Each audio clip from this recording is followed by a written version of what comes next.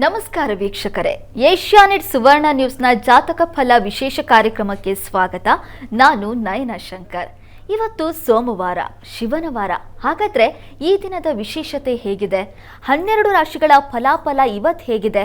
ಜೊತೆಗೆ ನೀವು ಕಳಿಸಿರುವಂಥ ಸಂದೇಶಗಳಿಗೆ ಪರಿಹಾರವೇನು? ಈ ಎಲ್ಲ ಮಾಹಿತಿಯನ್ನು ಇವತ್ತಿನ ಸಂಚಿಕೆಯಲ್ಲಿ ನೋಡ್ತಾ ಹೋಗೋಣ. ಈ ಮಾಹಿತಿಯನ್ನು ನೀಡೋದಕ್ಕೆ ನಮ್ಮ ಜೊತೆ ಖ್ಯಾತ ಜ್ಯೋತಿಷಿಗಳಾಗಿರುವಂತಹ ಶ್ರೀಕಂಠ ಶಾಸ್ತ್ರಿಯವರಿದ್ದಾರೆ. ಬನ್ನಿ ಅವರನ್ನ ಕಾರ್ಯಕ್ರಮಕ್ಕೆ ಸ್ವಾಗತಿಸೋಣ. ಶಾಸ್ತ್ರಿಗಳೇ, ಕಾರ್ಯಕ್ರಮಕ್ಕೆ ಸ್ವಾಗತ.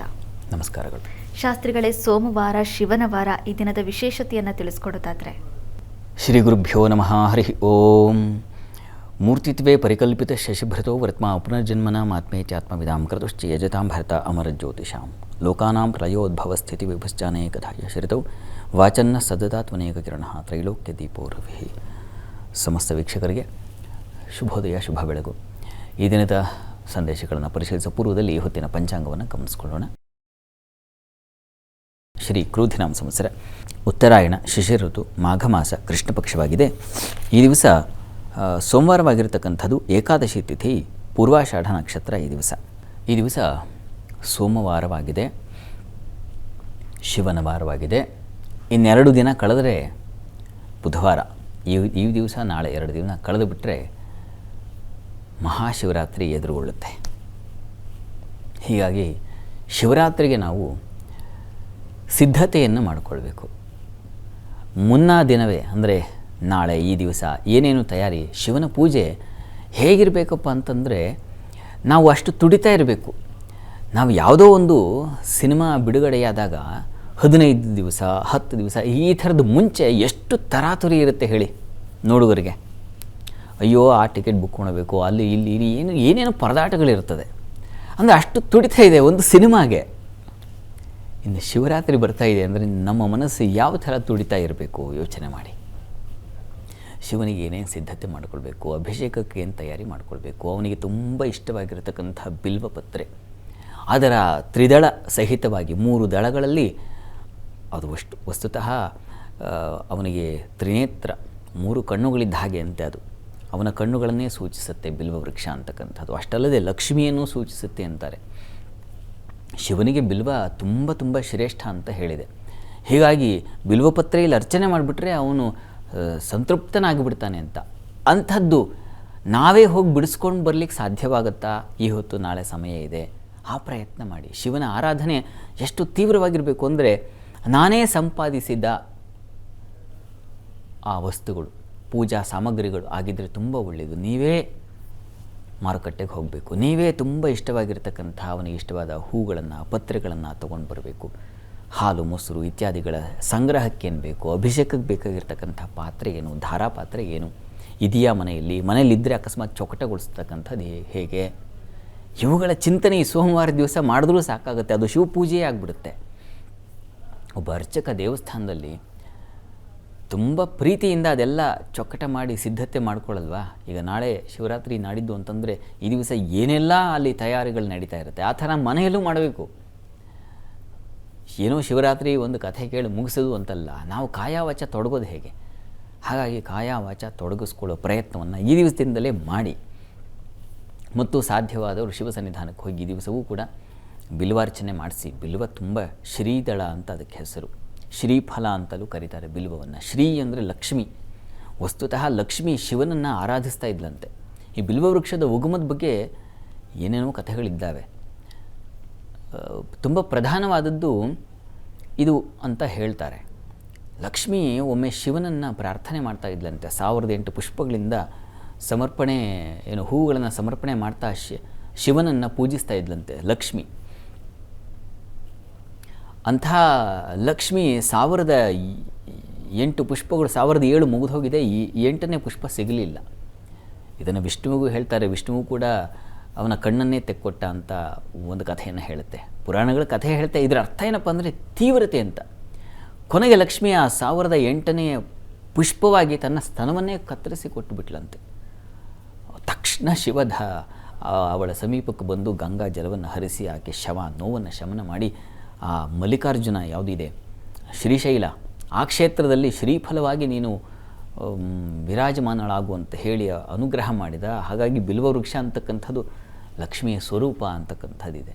ಮತ್ತು ಇನ್ನೊಂದು ಕಥೆ ಇದೆ, ಪಾರ್ವತಿ ತನ್ನ ತಂದೆ ಮನೆಗೆ ಹೋಗುವಾಗ ಬೆವರ ಹನಿ ಸೋಕಿ ಆ ಬೆವರಿನ ಭೂಮಿಗೆ ಇಳಿದು ಅಲ್ಲಿ ಒಂದು ವೃಕ್ಷವಾಯಿತು, ಅದು ಬಿಲ್ವ ವೃಕ್ಷ ಅಂತ. ಹೀಗಾಗಿ ಅಲ್ಲಿ ಪಾರ್ವತಿ ಹಾಗೂ ಈ ಮಹಾಲಕ್ಷ್ಮಿಯರ ಸಂಗಮದ ಕಥೆಯನ್ನು ಬಿಲ್ವ ವೃಕ್ಷ ಹೇಳುತ್ತೆ. ಹಾಗಾಗಿ ಶ್ರೀಫಲ ಅಂತ ಕರೀತಾರೆ ಅಂತ.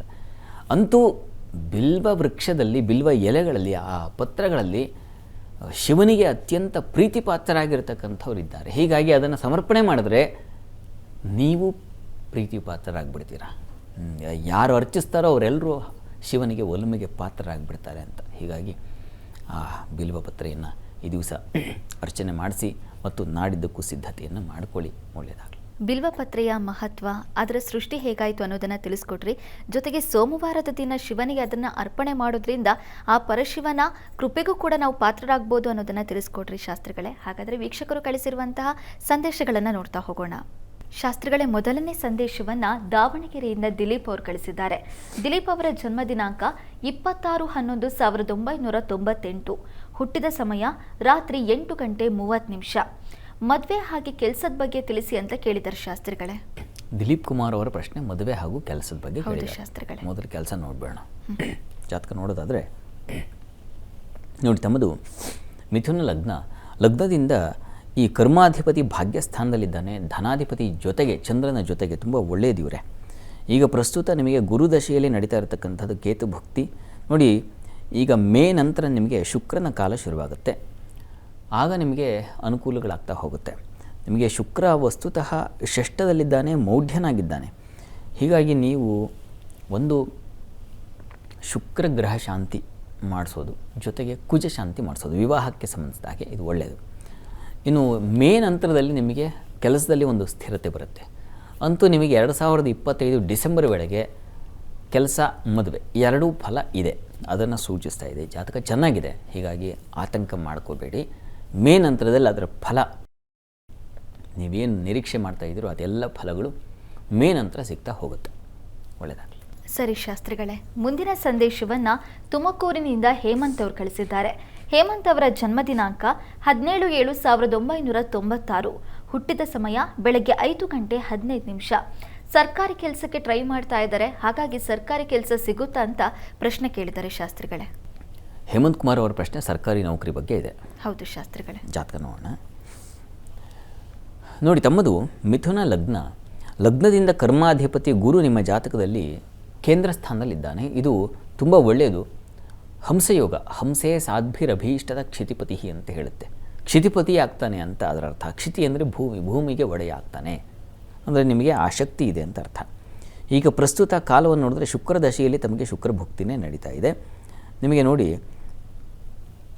ಕಾಲ ಚೆನ್ನಾಗಿದೆ, ಒಳ್ಳೆಯ ಶುಕ್ರ ಕೂಡ ನಿಮಗೆ ಸ್ವಕ್ಷೇತ್ರದಲ್ಲಿರ್ತಕ್ಕಂಥದ್ದು. ಹೀಗಾಗಿ ಚಂದ್ರ ಲಾಭದಲ್ಲಿದ್ದಾನಲ್ಲ, ಇದೆಲ್ಲ ಒಳ್ಳೆಯ ಲಕ್ಷಣ.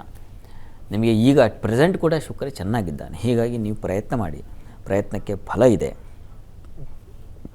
ಏನೂ ಸಮಸ್ಯೆ ಇಲ್ಲ. ಜಾತಕದಲ್ಲಿ ಬಲವಿದ್ದಾಗ ಒಳ್ಳೆಯ ಫಲಗಳನ್ನು ಖಂಡಿತ ಕಾಣಬಹುದು.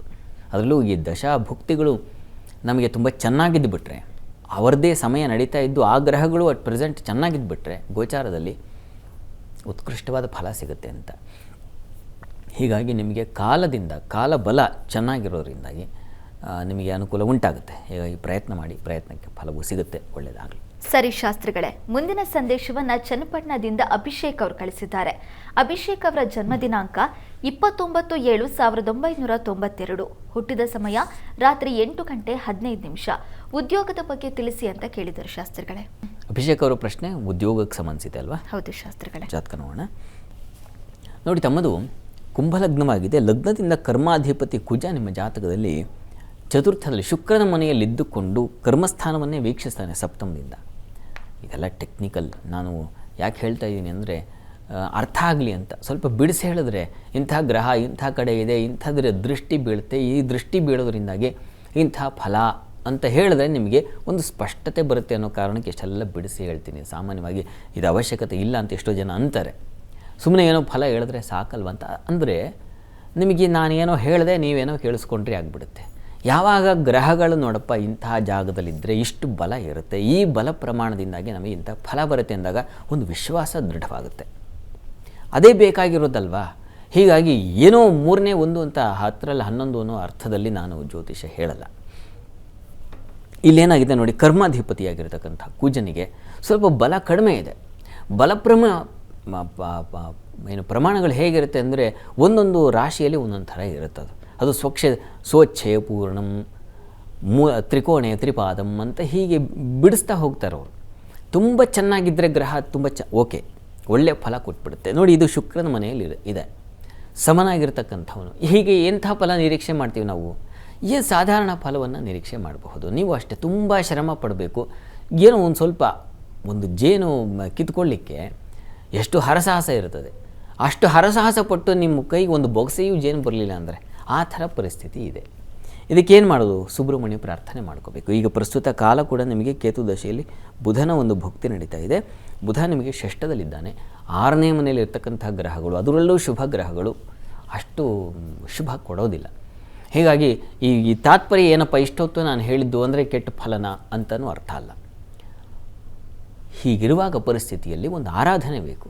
ಸುಬ್ರಹ್ಮಣ್ಯ ಪ್ರಾರ್ಥನೆ ಮಾಡ್ಕೊಳ್ಳಿ. ಪ್ರತಿ ಮಂಗಳವಾರ ಸುಬ್ರಹ್ಮಣ್ಯ ಸನ್ನಿಧಾನಕ್ಕೆ ಹೋಗಿ ಬನ್ನಿ. ಅದು ನೋಡಿ ತುಂಬ ವಿಶೇಷವಾದ ಬಲ ಕೊಡುತ್ತೆ, ಫಲವನ್ನು ತಂದು ಕೊಡುತ್ತೆ. ನೀವು ಕೆಲಸ ನಿರೀಕ್ಷೆ ಮಾಡ್ತಾ ಇದ್ದೀರಾ, ಉದ್ಯೋಗ ಸ್ಥಿರವಾಗಬೇಕು, ಬಲವಾಗಬೇಕು.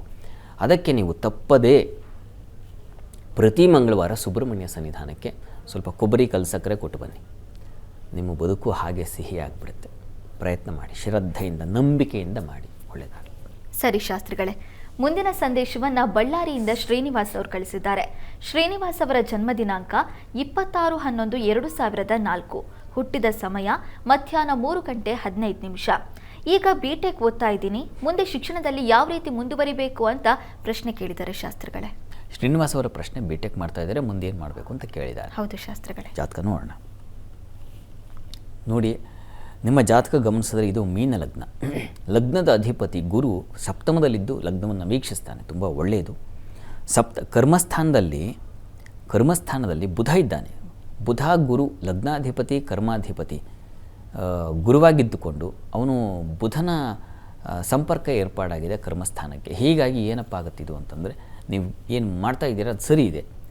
ಬುಧನ ಬಲದಿಂದಾಗಿ ನೀವು ಬಿಟೆಕ್ಕು ಎಂಟೆಕ್ಕು ಇತ್ಯಾದಿಗಳನ್ನು ಪೂರೈಸಿಕೊಂಡು ಇನ್ನೊಬ್ಬರಿಗೆ ಟೀಚ್ ಮಾಡಬಹುದು. ನೀವೇ ಒಂದು ಕೋಚಿಂಗ್ ಸೆಂಟರ್ ಇತ್ಯಾದಿಗಳನ್ನು ಇಡುವಷ್ಟು ಶಕ್ತಿ ಸಾಮರ್ಥ್ಯ ನಿಮ್ಮ ಜಾತಕದಲ್ಲಿದೆ. ಚಂದ್ರನು ತುಂಬ ಬಲಿಷ್ಠನಾಗಿದ್ದಾನೆ. ಹೀಗಾಗಿ ನಿಮಗೆ ಸಾಮರ್ಥ್ಯ ಇದೆ. ಹೀಗಾಗಿ ಪ್ರಯತ್ನ ಚೆನ್ನಾಗಿ ಮುಂದುವರಿಸಿ. ಆದರೆ ಇದರ ಬಲದಿಂದಾಗಿ ನಿಮಗೆ ಒಳ್ಳೆಯ ಉದ್ಯೋಗ, ಒಳ್ಳೆಯ ಉನ್ನತಿ ಇವೆಲ್ಲವೂ ಸಿಗ್ತಾ ಹೋಗುತ್ತೆ. 26 ಜುಲೈ ನಂತರ ತುಂಬ ಒಳ್ಳೆಯ ಕಾಲ ಇದೆ. 2026 ಜುಲೈ ನಂತರ ಅಂದರೆ ಮುಂದಿನ ವರ್ಷ ಜುಲೈ ನಂತರದಲ್ಲಿ ನಿಮಗೆ ಒಳ್ಳೆಯ ಒಂದು ಸ್ಥಿತಿ ಏರ್ಪಾಡಾಗುತ್ತೆ. ಅಲ್ಲಿವರೆಗೂ ಚೆನ್ನಾಗಿ ಓದಿ. ಆ ಓದಿದ್ದೆಲ್ಲ ಒಂದು ಫಲವಾಗಿ ಆಗ ನೀವು ಕಾಣ್ತೀರಾ. ಒಳ್ಳೆಯದಾಗಲಿ. ಶಾಸ್ತ್ರಗಳೇ, ಮೊದಲ 6 ರಾಶಿಗಳ ಇವತ್ತಿನ ಫಲಾಫಲವನ್ನು ತಿಳಿಸೋದಾದರೆ? 12 ರಾಶಿಗಳ ಫಲಾಫಲ ತಿಳಿಯುವ ಮುನ್ನ ಈ ಹೊತ್ತಿನ ಗ್ರಹಸ್ಥಿತಿಯನ್ನು ಗಮನಿಸ್ಕೊಳ್ಳೋದಾದರೆ, ವೃಷಭ ರಾಶಿಯಲ್ಲಿ ಗುರು ಇರತಕ್ಕಂಥದ್ದು, ಮಿಥುನ ರಾಶಿಯಲ್ಲಿ ಕುಜನ ಜೊತೆಗೆ ಮಾಂದಿ ಉದಯಾಗಿದೆ ಈ ದಿವಸ. ಇನ್ನು ಕನ್ಯಾ ರಾಶಿಯಲ್ಲಿ ಕೇತು ಇರತಕ್ಕಂಥದ್ದು, ಚಂದ್ರ ಇರತಕ್ಕಂಥದ್ದು, ಧನು ರಾಶಿಯಲ್ಲಿ ರವಿ ಬುಧ ಹಾಗೂ ಶನಿಶ್ಚರ ನೋಡ್ತಾ ಇದ್ದೀವಿ, ಕುಂಭರಾಶಿಯಲ್ಲಿ ಶುಕ್ರ ರಾಹು ನೋಡ್ತಾ ಇದ್ದೀವಿ, ಮೀನ ರಾಶಿಯಲ್ಲಿ. ಹೀಗಿರುವಾಗ 12 ರಾಶಿಗಳ ಫಲಾಫಲ ತಿಳಿತಾ ಹೋಗೋಣ. ಮೊದಲಿಗೆ ಮೇಷರಾಶಿಯವರಿಗೆ ದಿವಸ ನೋಡಿ, ಗಂಟಲ ಬಾಧೆ ಸೂಚಿಸ್ತಾ ಇದೆ. ಕಿವಿ ಸಂಬಂಧಿ ತೊಂದರೆಗಳು ಉಂಟಾಗಬಹುದು. ಸ್ವಲ್ಪ ಗಮನಿಸಿ ಆರೋಗ್ಯದ ಬಗ್ಗೆ. ಸಹೋದರಲ್ಲಿ ನೋಡಿ ದಿವಸ ಕಲಹ ಪ್ರಮಾದಗಳು ಉಂಟಾಗೋ ಸಾಧ್ಯತೆ ಇದೆ. ಯಾವುದೋ ಒಂದು ಆಸ್ತಿ ಪಾಸ್ತಿ ಇತ್ಯಾದಿ ಅಥವಾ ಇನ್ಯಾವುದೋ ಅಚಾನಕ್ಕಾಗಿ ಬರ್ತಕ್ಕಂತಹ ಸಮಸ್ಯೆಗಳು, ಇವುಗಳು ನಿಮ್ಮನ್ನು ರಾಡಿಗೊಳಿಸುತ್ತೆ, ಬೆಂಕಿ ವಾತಾವರಣ ಮಾಡುತ್ತೆ. ಅಂಥದ್ದೊಂದು ಲಕ್ಷಣ ಇದೆ ಈ ದಿವಸ. ತುಂಬ ಹುಷಾರಾಗಿರಬೇಕು ಈ ದಿವಸ. ಇನ್ಯಾರ್ದೋ ಸಲಹೆ, ಆ ಕೊಟ್ಟ ಸಲಹೆನೇ ನಿಮಗೆ ಕಿಡಿಯಾಗಿ ಸುಡುತ್ತೆ, ಆ ರೀತಿಯಲ್ಲಿ ಇರ್ತದೆ. ಹುಷಾರು. ಕೆಲಸದಲ್ಲಿ ತುಂಬ ಚೆನ್ನಾಗಿದೆ. ಕೆಲಸ ಕಾರ್ಯ ನನ್ನ ಪಾಲಿಗೆ ಬಂದಿದ್ದು ಏನಪ್ಪ ಕೆಲಸ ಅದು ಮಾಡ್ಕೊಂಡಿದ್ರೆ ಬಹಳ ಒಳ್ಳೆಯದು ಅಂತ, ಆ ಥರ ತುಂಬ ಚೆನ್ನಾಗಿದೆ. ಹೀಗಾಗಿ ಕೆಲಸದ ಕಡೆ ಗಮನ ಹರಿಸಿ.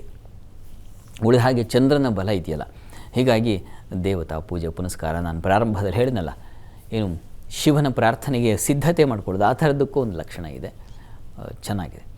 ಪ್ರಾರ್ಥನೆಗೆ ದಿವಸ ನರಸಿಂಹ ಪ್ರಾರ್ಥನೆ ಮಾಡ್ಕೊಳ್ಳಿ. ಇನ್ನು ವೃಷಭ ರಾಶಿಯವರಿಗೆ ಈ ದಿವಸ ದ್ವಿತೀಯದಲ್ಲಿ ಮಾಂದಿ ಕುಜ ಇದ್ದಾಗ ಸ್ವಲ್ಪ ಬೆಂಕಿ ವಾತಾವರಣ ಸ್ವಲ್ಪ ಕಹಿಯಾಗಿರುತ್ತೆ. ಆಹಾರದಲ್ಲಿ ಅತ್ಯಂತ ಖಾರ ಪದಾರ್ಥವೋ ಅಥವಾ ಬಿಸಿ ಆಹಾರ ತೊಗೊಂಡು ಬಿಸಿ ಟೀ ಕುಡಿದ್ಬಿಡೋದು ಅಥವಾ ಇನ್ನೇನೋ ಪಾನೀಯ ಈ ಥರ ಕುಡಿದು ನಾಲಿಗೆ ಸುಟ್ಕೊಳ್ಳೋದು ಈ ಥರದ್ದೆಲ್ಲ ಲಕ್ಷಣ ಇದೆ. ಬಿಸಿ ಸೇವನೆಯಿಂದ ಹಾನಿ. ಇನ್ನು ಈ ದಿವಸ ನಿಮಗೆ ಹಣಕಾಸಿನ ವಿಚಾರದಲ್ಲಿ ಜಗಳಗಳು, ಕಲಹಗಳು ಏರ್ಪಾಡಾಗುವ ಸಾಧ್ಯತೆ ಇದೆ. ಕುಟುಂಬದಲ್ಲೂ ಅಷ್ಟೇ ಘರ್ಷಣೆಗಳಾಗುವ ಸಾಧ್ಯತೆ ಇದೆ. ವಿದ್ಯಾರ್ಥಿಗಳಿಗೆ ಗುಂಪು ಘರ್ಷಣೆ, ಗಲಾಟೆ ಮತ್ತು ದೊಡ್ಡ ಕಂಪ್ಲೇಂಟ್ ತೊಗೊಂಡು ಮನೆಗೆ ಬರೋದು ಈ ಥರದ್ದೆಲ್ಲ ಇದೆ. ತುಂಬ ನಾಜೂಕತೆ ಬೇಕು ಈ ದಿವಸ. ಸಂಯಮ ಬೇಕು ತುಂಬ. ಉಳಿದ ಹಾಗೆ ವೃತ್ತಿಯಲ್ಲಿ ಅನುಕೂಲ ಇದೆ, ಚೆನ್ನಾಗಿದೆ, ಪರವಾಗಿಲ್ಲ. ನೀವು ಕೂಡ ಕೆಲಸದ ಕಡೆ ಕಾನ್ಸಂಟ್ರೇಟ್ ಮಾಡಿದ್ರೆ ಈ ಎಲ್ಲ ಫಲಗಳಿಂದ ತೊಡಕಿನಿಂದ ಹೊರಗೆ ಬರಬಹುದು. ನೀವು ಕೂಡ ನರಸಿಂಹ ಸನ್ನಿಧಾನದಲ್ಲಿ ಒಂದು ಪಂಚಾಮೃತ ಸೇವೆ ಮಾಡಿಸೋದು ತುಂಬ ಒಳ್ಳೆಯದು. ಇನ್ನು ಮಿಥುನ ರಾಶಿಯವರಿಗೆ ದಿವಸ ಶರೀರದಲ್ಲಿ ಗಾಯ ಆಗೋದು, ಪೆಟ್ಟು ಬೀಳೋದು, ತರ್ಚೋದು ಇಂಥದ್ದಿದೆ, ಹುಷಾರಾಗಿ ಓಡಾಡಿ. ಜೊತೆಗೆ ಕೆಲಸದಲ್ಲಿ ಅನುಕೂಲದ ವಾತಾವರಣ ಇದೆ ಈ ದಿವಸ. ಸಂಗಾತಿಯ ಸಹಕಾರ ಚೆನ್ನಾಗಿದೆ, ಹಣಕಾಸಿನ ಸಹಕಾರ ಚೆನ್ನಾಗಿರ್ತದೆ. ಈ ಕೃಷಿಕರಿಗೆ ತುಂಬ ಚೆನ್ನಾಗಿದೆ. ಧಾನ್ಯ ವ್ಯಾಪಾರಿಗಳಿಗೆ, ನೀರಿನ ಸೋರ್ಸಲ್ಲಿ ಕೆಲಸ ಮಾಡೋರಿಗೆ ತುಂಬ ಚೆನ್ನಾಗಿದೆ ಈ ದಿವಸ. ಸ್ತ್ರೀಯರಿಗಂತೂ ಹೆಚ್ಚಿನ ಬಲ ಇದೆ. ಸ್ತ್ರೀಯರೇ ವ್ಯಾಪಾರ ಮಾಡ್ತಾಯಿದ್ರೆ ಇನ್ನೂ ಚೆನ್ನಾಗಿದೆ, ಲಾಭ ಇದೆ. ಪ್ರಾರ್ಥನೆಗೆ ದಿವಸ ನರಸಿಂಹ ಕವಚ ಅಥವಾ ಸುಬ್ರಹ್ಮಣ್ಯ ಕವಚ ಕೇಳಿಸ್ಕೊಳ್ಳಿ. ಇನ್ನು ಕರ್ಕಟಕ ರಾಶಿಯವರಿಗೆ ಅತಿಯಾದ ವ್ಯಯ ಇದೆ, ಸಾಲ ಸೂಚಿಸ್ತಾ ಇದೆ, ಹುಷಾರು. ಮತ್ತು ಬಂಧುಗಳಲ್ಲಿ ಸ್ವಲ್ಪ ಕಲಹ ವಾತಾವರಣ ಸೂಚಿಸ್ತಾ ಇದೆ. ಈ ದಿವಸ ಕಾಲಿಗೆ ತರಚೋದು, ಗಾಯ ಆಗೋದು, ಬೆಂಕಿ ಒಂದು ತೊಂದರೆಗಳು ಉಂಟಾಗೋದು ಈ ಥರದ ಲಕ್ಷಣ ಇದೆ. ಇವರೇ ಹುಷಾರಾಗಿ ಓಡಾಡಿ. ಇನ್ನು ಉಳಿದ ಹಾಗೆ ವ್ಯಾಪಾರಿಗಳಿಗೆ ಪರವಾಗಿಲ್ಲ, ಸ್ವಲ್ಪ ಮಟ್ಟಿಗೆ ಅನುಕೂಲದ ವಾತಾವರಣ. ವೃತ್ತಿಯಲ್ಲೂ ಕೂಡ ವೃತ್ತಿಯಲ್ಲಿ ಈ ದಿವಸ ಸ್ವಲ್ಪ ತೊಡಕಿದೆ, ಕಿರಿಕಿರಿ ಇದೆ, ಸ್ವಲ್ಪ ಹುಷಾರು. ಈ ದಿವಸ ತಪ್ಪದೇ ಸುಬ್ರಹ್ಮಣ್ಯ ಸನ್ನಿಧಾನದಲ್ಲಿ ಪಂಚಾಮೃತ ಸೇವೆ ಮಾಡಿಸಿ. ಇನ್ನು ಸಿಂಹರಾಶಿಯವರಿಗೆ ಈ ದಿವಸ ನಿಮಗೆ ಲಾಭದಾಯಕವಾಗಿದೆ. ಈ ಎಲೆಕ್ಟ್ರಾನಿಕ್ಸು ಅಥವಾ ಎಲೆಕ್ಟ್ರಿಕಲ್ಲು, ಆಟೋಮೊಬೈಲ್ಸು ಅಥವಾ ಗ್ಯಾರೇಜ್ಗಳಲ್ಲಿ ಕೆಲಸ ಮಾಡ್ತಕ್ಕಂಥವ್ರಿಗೆ ವಿಶೇಷ ಲಾಭ ಇದೆ ನೋಡಿ ಈ ದಿವಸ. ಮತ್ತು ಈ ದಿವಸ ಮಕ್ಕಳಿಂದ ಬಹಳ ಅನುಕೂಲ ಸೂಚಿಸ್ತಾ ಇದೆ. ಬುದ್ಧಿಶಕ್ತಿ ಚೆನ್ನಾಗಿರುತ್ತೆ. ಸ್ತ್ರೀಯರಿಗಂತೂ ಪ್ರತಿಭಾಶಾಲಿಗಳಾಗಿರ್ತಾರೆ ಈ ದಿವಸ, ಸೈ ಅನ್ನಿಸ್ಕೊಳ್ತಾರೆ. ನೀವು ಶಾಲೆಗಳದೋ, ಕಾಲೇಜುಗಳದೋ, ಇನ್ನೆಲ್ಲೋ ಸೆಮಿನಾರ್ಗಳಲ್ಲಿ ನಿಮ್ಮ ಒಂದು ಭಾಷಣವೋ, ವಿಷಯ ಮಂಡನೆ ತುಂಬ ಚೆನ್ನಾಗಿದೆ. ಅದಕ್ಕೆ ಸಂಗಾತಿಯಲ್ಲೂ ತುಂಬ ಅನುಕೂಲದ ವಾತಾವರಣ ಇದೆ, ಚೆನ್ನಾಗಿದೆ ಈ ದಿವಸ. ನೋಡಿ, ಒಬ್ಬೊಬ್ಬರಿಗೆ ಒಂದೊಂದು ಥರ ಇರ್ತದೆ ಫಲ. ಪ್ರಾರ್ಥನೆ ಈ ದಿವಸ ಶಿವನ ಪ್ರಾರ್ಥನೆ ಮಾಡಿ. ಇನ್ನು ಕನ್ಯಾ ರಾಶಿಯವರಿಗೆ ಈ ದಿವಸ ವೃತ್ತಿಯಲ್ಲಿ ಬೆಂಕಿ ವಾತಾವರಣ ಇರ್ತದೆ. ಈ ದಿವಸ ಒಬ್ಬರನ್ನ ಕಂಡ್ರೆ ಒಬ್ಬರಿಗೆ ಆಗಲ್ಲ. ಅವ್ರ ಕೆಲಸ ನಿಮಗೆ ಸರಿ ಹೋಗಲ್ಲ, ನಿಮ್ಮ ಕೆಲಸ ಅವ್ರಿಗೆ ಸರಿ ಹೋಗಲ್ಲ, ತಗಾದೆ ಕಿತ್ಕೊಳುತ್ತೆ. ಆ ಥರದೊಂದು ಪರಿಸ್ಥಿತಿ ಇದೆ, ಹುಷಾರು. ಸಮಾಧಾನವಾಗಿರಿ ಈ ದಿವಸ. ಕೃಷಿ ಚಟುವಟಿಕೆಯಲ್ಲಿ ಇರ್ತಕ್ಕಂಥವ್ರಿಗೆ ಚೆನ್ನಾಗಿದೆ. ಕೃಷಿ, ಧಾನ್ಯ ಅಥವಾ ಇನ್ನೇನೋ ಪುಷ್ಪ ಅಥವಾ ಈ ನಾವು ಸಸಿ ಯಾವುದನ್ನು ನಾವು ನರ್ಸರಿ ಅಂತೀವೋ ಅವುಗಳಿಗೆ ಸಂಬಂಧಿಸಿರ್ತಕ್ಕಂಥ ಕ್ಷೇತ್ರಗಳಲ್ಲಿ ಕೆಲಸ ಮಾಡೋರಿಗೆ ತುಂಬ ಚೆನ್ನಾಗಿದೆ. ಬಂಧು ಮಿತ್ರರ ಸಹಕಾರ ತುಂಬ ಚೆನ್ನಾಗಿರ್ತದೆ ಈ ದಿವಸ. ಪ್ರಯಾಣ ತುಂಬ ಚೆನ್ನಾಗಿದೆ. ಯಾವುದೇ ವೆಯ್ಟಿಂಗ್ ಮಾಡಲಿಲ್ಲ, ಏನೂ ಇಲ್ಲ, ತಕ್ಷಣ ಗಾಡಿ ಬುಕ್ ಮಾಡದೆ ಬಂತು, ಹತ್ತದೇ ಹೊರಟೆ, ಚೆನ್ನಾಗಿತ್ತು, ಸುಖವಾಗಿತ್ತು. ಆ ಥರ ಚೆನ್ನಾಗಿದೆ. ಕೆಲಸದ ವಿಚಾರದಲ್ಲಿ ಸ್ವಲ್ಪ ಹುಷಾರಾಗಿರಿ ಈ ದಿವಸ. ತಪ್ಪದೆ ನೀವು ಕೂಡ ನರಸಿಂಹ ಆರಾಧನೆ ಮಾಡಬೇಕು. ತುಲಾರಾಶಿಯವರಿಗೆ ಈ ದಿವಸ ಸಹೋದರ ಸಹಕಾರ ತುಂಬ ಚೆನ್ನಾಗಿರುತ್ತದೆ. ಯಾರ್ದೋ ಒಂದು ಉಪದೇಶ, ಸಲಹೆ ಇವುಗಳಿಂದಾಗಿ ತುಂಬ ಅನುಕೂಲ ಉಂಟಾಗುತ್ತೆ ಈ ದಿವಸ. ನಿಮ್ಮ ಆರೋಗ್ಯದಲ್ಲೂ ಸ್ವಲ್ಪ ಚೇತರಿಕೆ ಕಾಣಲಿಕ್ಕೆ ಅವಕಾಶ ಇದೆ. ತಂದೆ ಮಕ್ಕಳಲ್ಲಿ ನೋಡಿ ಸ್ವಲ್ಪ ಕಿತ್ತಾಟಾಗಿದೆ, ಸ್ವಲ್ಪ ಮನಸ್ಸಿಗೆ ಬೇಸರ ಆಗ್ತಕ್ಕಂಥ ಘಟನೆ ನಡೆಯುತ್ತೆ. ಈಶ್ವರನ ಪ್ರಾರ್ಥನೆ ಮಾಡಲಿ. ಇನ್ನು ವೃಶ್ಚಿಕ ರಾಶಿಯವರಿಗೆ ಈ ದಿವಸ ಅಷ್ಟಮ ನಷ್ಟವನ್ನು ಸೂಚಿಸ್ತಾ ಇದೆ. ಮತ್ತು ತೊಂದರೆಗಳು, ಸೋಲು, ಮುಖಭಂಗ ಈ ಥರದ್ದೆಲ್ಲ ಇದೆ.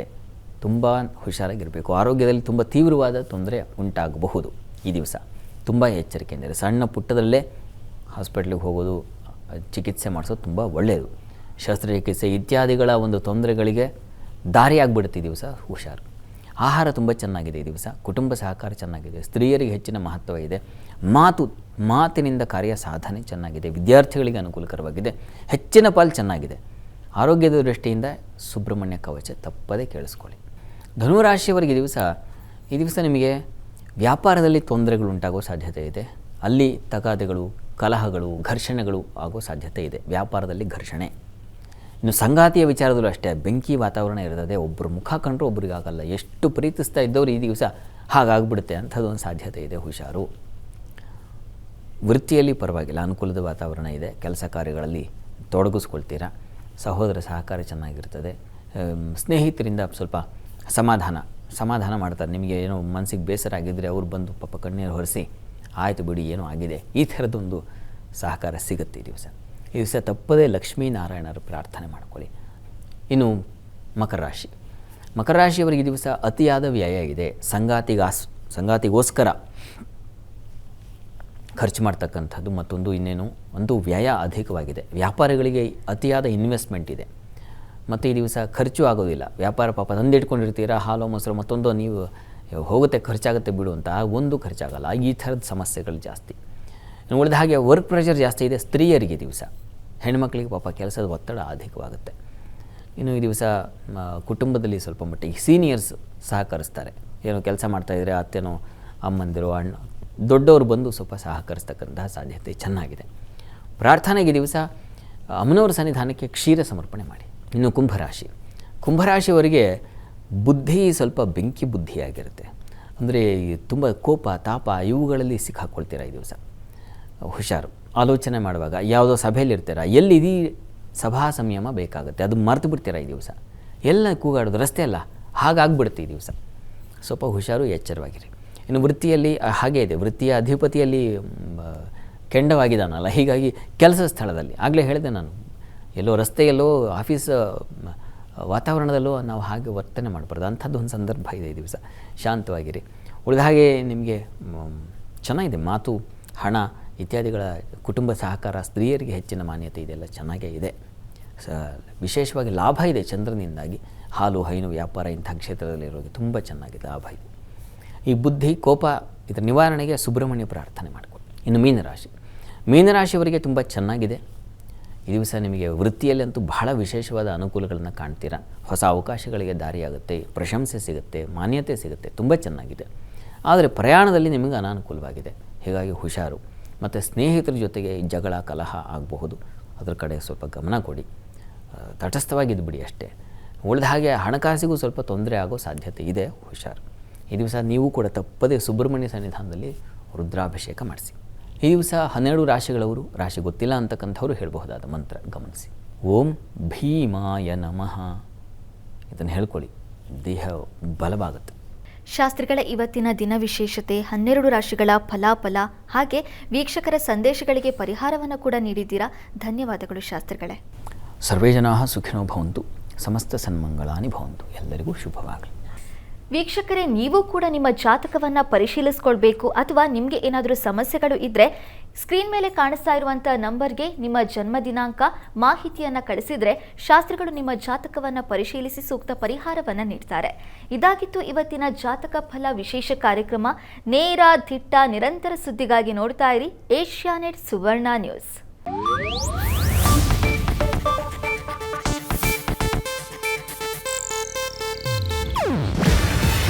ಇದು ಏಷ್ಯಾನೆಟ್ ನ್ಯೂಸ್ ನೆಟ್ವರ್ಕ್ ಪ್ರಸ್ತುತಿ. ನೀವು ನೋಡ್ತಿದ್ದೀರಾ ಏಷ್ಯಾನೆಟ್ ಸುವರ್ಣ ನ್ಯೂಸ್.